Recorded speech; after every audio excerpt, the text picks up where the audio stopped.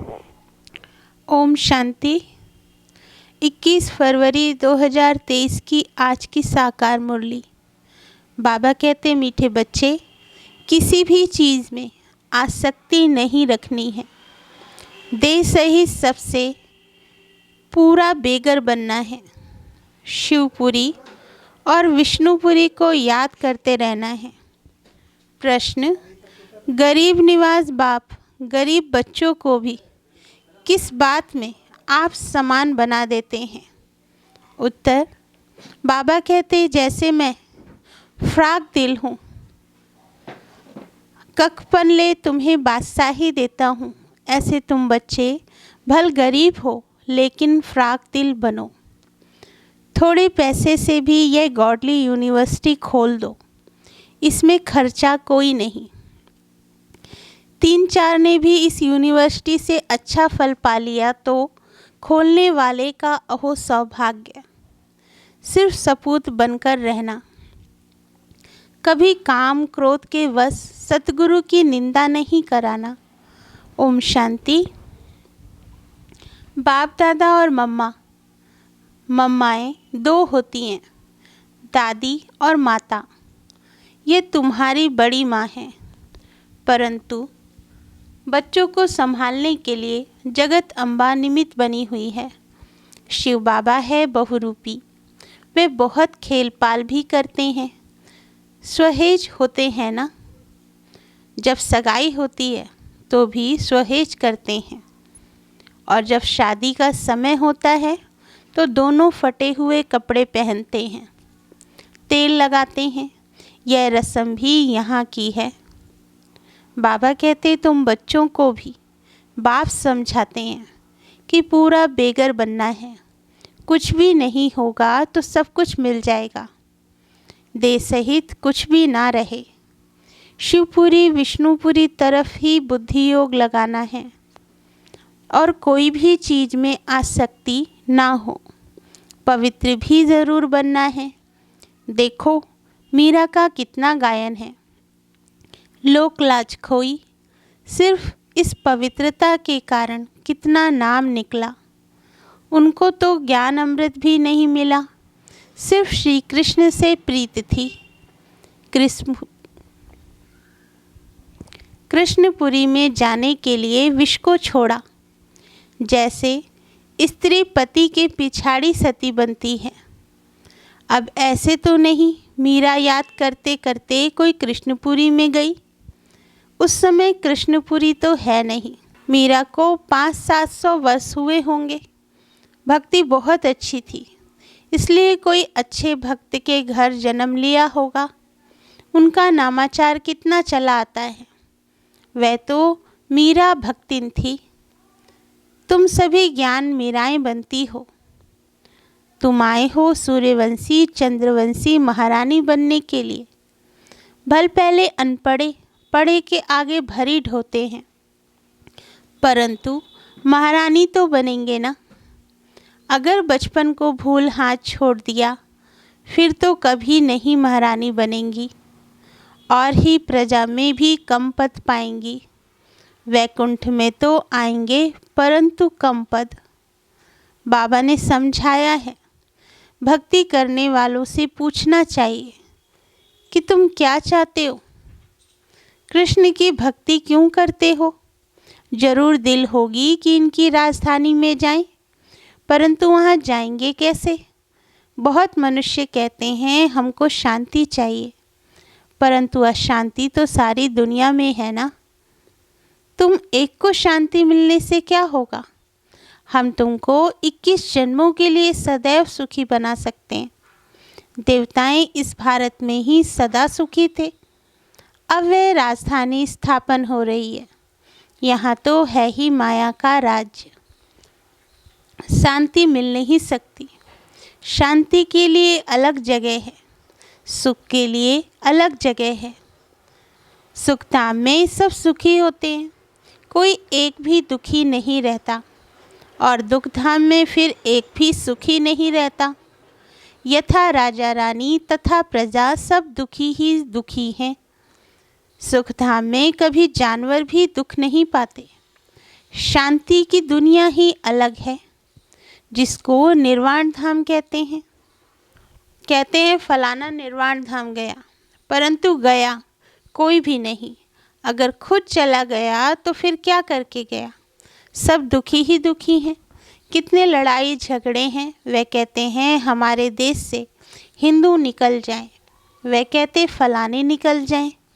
एक दो को सहन नहीं कर सकते। अब बाप भी देखते हैं अनेक धर्म हो गए हैं तो लड़ते रहते हैं, इसलिए सभी देह के धर्मों को निकाल देते हैं। बाप कहते हैं जो भी धर्म वाले हैं सबको हम देह के धर्मों से निकाल देंगे। सतयुग में सिर्फ एक देवता धर्म रहता है। ये सब ज्ञान तुम बच्चों की बुद्धि में है। हाथ में चित्र उठाए जाकर वानप्रस्थियों को समझाना चाहिए। मंदिरों में जाना चाहिए, उनसे पूछना चाहिए शंकर के आगे शिव दिखाते हैं तो जरूर वह शंकर से बड़ा हुआ ना। अगर शंकर भगवान का रूप है तो फिर उनके सामने शिवलिंग रखने की क्या दरकार है? सन्यासी अपने को ब्रह्म ज्ञानी तत्वज्ञानी कहलाते हैं। शिव का उनको पता भी नहीं है। तत्व तो रहने का स्थान है, वे फिर ब्रह्म और तत्व को एक ही मानते हैं। अच्छा, ब्रह्म ज्ञानी तत्व ज्ञानी है, फिर अपने को शिव क्यों कहलाते? वे तो समझते हैं शिव भी एक ही है, ब्रह्म भी एक ही है। अब ब्रह्म तो है ही रहने का स्थान। बाबा बोले मनुष्य तो बहुत मुंझे हुए हैं, तुम बच्चों को अब होशियार होना है। तुम सन्यासियों को भी समझा सकते हो, उनसे भी कोई निकलेंगे जो असल देवता धर्म के होंगे। वे झट ज्ञान को समझ लेंगे। कोई 3-4 जन्मों से कन्वर्ट हुए होंगे तो इतना जल्दी नहीं निकलेंगे। ताजे गए होंगे तो झट निकलेंगे। बाबा में कशिश है ना। बाप है चुंबक, आत्माएं हैं सुइयां। अब सुइयों पर कट जंक चढ़ी हुई है। कट वाली सुई ऊपर कैसे जाए? पंख टूटे हुए हैं। कट वाली चीज़ मिट्टी के तेल में डाली जाती है। बाबा भी इस ज्ञान अमृत से सबकी कट निकालते हैं, फिर हम सच्चा सोना बन जाएंगे। तुम अभी पत्थरनाथ से पारसनाथ बनते हो। भारत पारसपुरी था, अब देखो सोने का दाम कितना चढ़ गया है, फिर वहाँ बहुत सस्ता हो जाएगा। तो भारत जो अब पत्थरपुरी बना है वह फिर पारसपुरी बनेगा। हमारी बुद्धि में ये चक्र फिरता रहता है। सारा दिन चक्र बुद्धि में फिरेगा, तभी चक्रवर्ती राजा रानी बनेंगे। दुनिया में इन बातों को कोई भी नहीं जानते, तुम जानते हो। सतयुग में जो राज्य करते हैं उन्हों के 84 जन्म होते हैं, फिर त्रेता वालों के जरूर कम होंगे। कहाँ 84 जन्म, कहाँ फिर 84 लाख कह देते हैं। फिर तो कल्प भी इतना लंबा होना चाहिए जो इतने जन्म हो। ये सब हैं गपोड़े। हमेशा पहले तो चित्र सामने दे देना चाहिए। पैसा तो तुम कभी नहीं मांगते, तुम्हारा काम है उनको देना। कुछ भी उनको देना होगा तो आपे ही देंगे। कोई दाम पूछे तो बोलो बाबा तो गरीब निवाज है, गरीबों के लिए ही फ्री बांटा जाता है। बाकी साहूकार जितना देंगे उतना हम और ही छपाएंगे। पैसा कोई हम अपने काम में थोड़े ही लगाते हैं, जो मिलता है जनता की सेवा के काम में लगाया जाता है। साहूकार ही तो धर्मशाला आदि बनाएंगे, यहाँ गरीब भी सेंटर बना सकते हैं। इसमें खर्चा कुछ भी नहीं है। बाबा कहते समझो कहते हैं कि हम सेंटर खोलूं अथवा ये गॉडली यूनिवर्सिटी खोलूं। ऐसी गॉडली यूनिवर्सिटी से 3-4 ने भी अच्छा फल पा लिया तो अहो सौभाग्य उन खोलने वालों का। इसमें फ्राक दिल होना चाहिए। बाबा देखो कितना फ्राक दिल है, ककपनले और बादशाही दे देते हैं। सबूत बच्चे ही बाबा की सर्विस कर सकते हैं। कपूत क्या करेंगे? कपूत को थोड़े ही बाप वर्षा देंगे। तुमको सतगुरु का शो करना है। काम अथवा क्रोध में आए तो गोया सतगुरु की निंदा कराई, फिर पद पा नहीं सकेंगे। बहुत संभाल करनी चाहिए। बाप कहते हैं, विष का वर्षा तो बाप से पति से लेते आए हो। अब ये पारलौकिक बाप पति अमृत का वर्षा तुमको देते हैं। तुम सभी धर्म वालों को रचयिता और रचना की नॉलेज बता सकते हो। वह रचयिता तो रहते ही हैं शांति धाम में। उनको याद करने से तुम शांति का वर्षा ले सकते हो। वर्षा लेते लेते विकर्म विनाश हो जाएंगे और तुम उनके पास चले जाएंगे। यह ज्ञान सभी धर्म वालों के लिए है। यह है बिल्कुल नई बात। बाबा कहते, शास्त्र तो हैं भक्ति मार्ग के। दर दर धक्का खाना, ब्राह्मण खिलाना, तीर्थों पर जाना, यह तो एक ही ज्ञान से बेड़ा पार हो जाता है और कहीं जाने की दरकार ही नहीं। तो मीठे मीठे बच्चे, अब तुम स्वर्ग में चलते हो। जो विष पीने वाले हैं वे विघ्न तो जरूर डालेंगे, क्योंकि सारी दुनिया धुंधकारी है। देखो, भारत में पवित्रता नहीं है तो धक्के खाते रहते हैं, हंगामे हैं, स्ट्राइक करते रहते हैं, गवर्नमेंट का नाक में दम चढ़ा देते हैं। गवर्नमेंट साफ कह देती है कि इतना खर्चा हम लावें कहाँ से। तो वे कहते हैं, तुम लोग मौज उड़ाते हो, धन इकट्ठा करते रहते हो। हमने क्या गुनाह किया है? हमको तनख्वाह चाहिए। स्ट्राइक कर लेते हैं तो धंधा ठहर जाता है। यह सब होना ही है। कहाँ सब्जी नहीं मिलेगी, कहाँ दूध नहीं मिलेगा, जहाँ तहाँ खिटपिट है। ये सब हंगामा हो, फिर शांति होगी विनाश का। और फिर विष्णुपुरी का साक्षात्कार तो अर्जुन को भी कराया था ना, तुमको भी अभी हो रहा है। देखो, कहाँ बरसात नहीं पड़ती है तो भी यज्ञ रचते हैं। कहाँ बहुत अशांति होती है तो पीस के लिए ये यज्ञ रचते हैं। परंतु पीसफुल तो एक ही भगवान है। वह जब आए तो शांति का दान देवे। देने वाला तो एक ही है ना। देखो, तुम कितने लाडले बच्चे हो। बहुत जन्मों के बाद अंत में आकर मिले हो, तो अब पूरा सौभाग्य लो।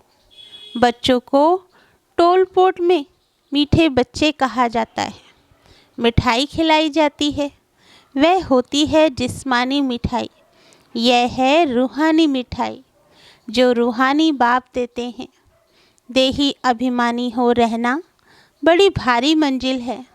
इसमें मेहनत है। बाबा कहते हैं, 8 घंटा तो देही अभिमानी बनो, फिर भल शरीर निर्वार्थ काम भी करो। रात को जागो तो बहुत अच्छी लगन रहेगी, कमाई है ना। हे नींद को जीतने वाले बच्चे, मुझ बाप को श्वासों श्वास याद करो। विचार सागर मंथन करो। रात दिन जितना योग में रहेंगे उतना विकर्म विनाश होंगे, और जितना सिमरन करेंगे उतनी कमाई होगी। बाकी तो सर्विस बहुत है। बाबा से पूछेंगे तो बाबा कहेंगे बैठे रहो, आराम करो। इसमें पूछने की दरकार नहीं है। बाबा ने लोकलाज का कुछ ख्याल किया क्या? अरे, बादशाही मिलती है तो इनको मारो ठोकर। बाकी हाँ, हर एक का अपना अपना पार्ट है। हर एक का कर्म बंधन अलग अलग है। पैसे हैं तो अलौकिक सर्विस में पैसे को सफल करो। यह तो बच्चे समझते हो। इस ज्ञान मार्ग में जरूर विघ्न पड़ते हैं, क्योंकि पवित्रता का सवाल है। जो भी धर्म स्थापन करने आते हैं उन्हों को पवित्र जरूर बनना पड़े। इस समय तो मनुष्य बहुत गंदे हैं, विघ्न भी बहुत डालेंगे।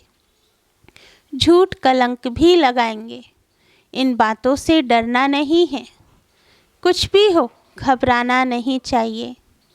5000 वर्ष पहले भी ये कलंक लगे थे, अब भी लगेंगे। झूठी झूठी बनावटी बातें भी करेंगे। किसको रिस्पॉन्ड ठीक ना मिलने से भी हंगामा करते हैं। आहिस्ते आहिस्ते सन्यासी, उदासी आदि सब धर्म वाले आएंगे। सबको पाप की नॉलेज जरूर लेनी है। यह चित्र भी सारी दुनिया में जाने हैं। कभी क्रोध में आकर वाद विवाद नहीं करना है। बाबा कहते, भल जाए कोई निंदा करे, गुस्से में कभी नहीं आना चाहिए। बच्चों को रिफ्रेश हो फिर सर्विस करनी है। दिन प्रतिदिन कायदे कानून भी सुधरते जाएंगे। दुनिया के कायदे कानून तो बिगड़ते जाएंगे, क्योंकि वह तो तमो प्रधान बनती जाती है। हम तो सतो प्रधान बन रहे हैं। अच्छा, तुम बच्चे हो राज ऋषि। तुम कहेंगे हम अभी तपस्या कर रहे हैं वानप्रस्थ में जाने के लिए। ऐसे जवाब देने का कोई मनुष्य को अक्ल नहीं है। वह तो वानप्रस्थ को समझते ही नहीं है। बाबा कहते, तुम कहेंगे हम राजयोगी हैं, जीवन मुक्ति के लिए तपस्या कर रहे हैं। सिखलाने वाला है एक पारलौकिक परमपिता परमात्मा, ज्ञान का सागर। ऐसे ऐसे माताएं बैठ समझाएं तो सब वंडर खाएंगे। बोलो, हमको पारलौकिक परमपिता परमात्मा पढ़ा रहे हैं भविष्य ऊंच पद प्राप्त कराने के लिए।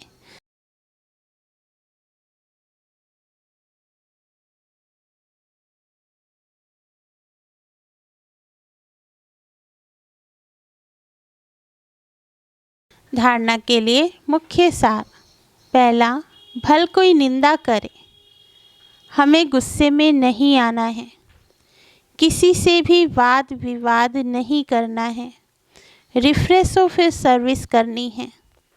दूसरा पॉइंट, नींद को जीतने वाला बनना है।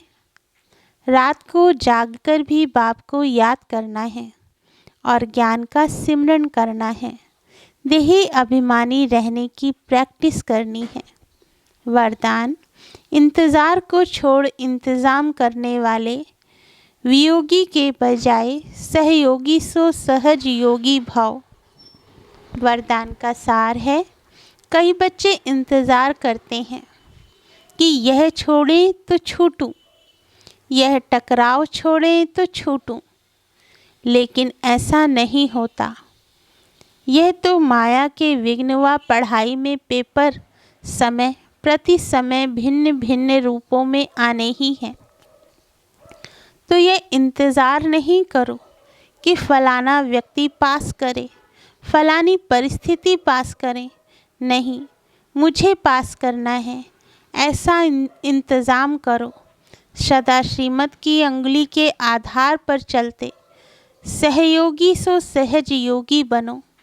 कभी सहयोगी कभी वियोगी नहीं। स्लोगन, अपने उमंग उत्साह द्वारा अनेक आत्माओं का उत्साह बढ़ाना, यह सच्ची सेवा है। अच्छा, ओम शांति। मीठे बाबा।